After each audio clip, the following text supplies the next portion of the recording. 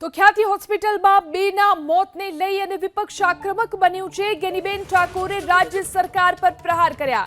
આવી હોસ્પિટલ ભાજપના મળતિયાઓની હોય છે તેવું ગેનીબેને કહ્યું છે। આ સમગ્ર ઘટનાને આરોગ્ય વિભાગ નજરઅંદાજ કરી રહ્યો છે તેવો પણ આરોપ લગાવ્યો। સરકારી યોજનાઓનો મોટો દુરુપયોગ થયો છે તેવો પણ આરોપ ગેનીબેને કર્યો છે। તો ખ્યાતિ હોસ્પિટલમાં બેના મોતને લઈ અને વિપક્ષ આક્રમક બન્યું છે અને ગેનીબેન ઠાકોરે રાજ્ય સરકાર પર આ ઘટનાને લઈને પ્રહાર કર્યા છે। આવી હોસ્પિટલો ભાજપના મળતિયાઓની હોય છે તેવો આરોપ ગેનીબેને કર્યો। આ સાથે જ તેમણે કહ્યું કે સમગ્ર ઘટનાને આરોગ્ય વિભાગ નજરઅંદાજ કરી રહ્યું છે।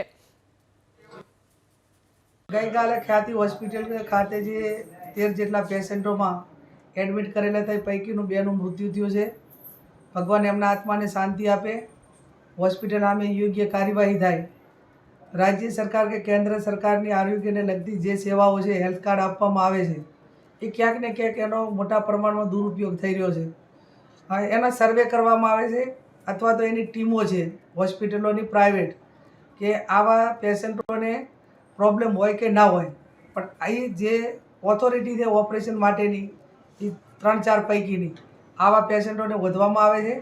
પછી એમને ઓપરેશનની જરૂર હોય કે ના હોય એમનું ઓપરેશન કરી દેવામાં આવે છે અને ક્યાંક ને ક્યાંક ન કરવાનું ઓપરેશન હોય કરાવે એટલે સ્વાભાવિક છે કે એની આડઅસર થાય અને ક્યાંક મૃત્યુ પણ થાય છે ને એ પૈકીના બે છે।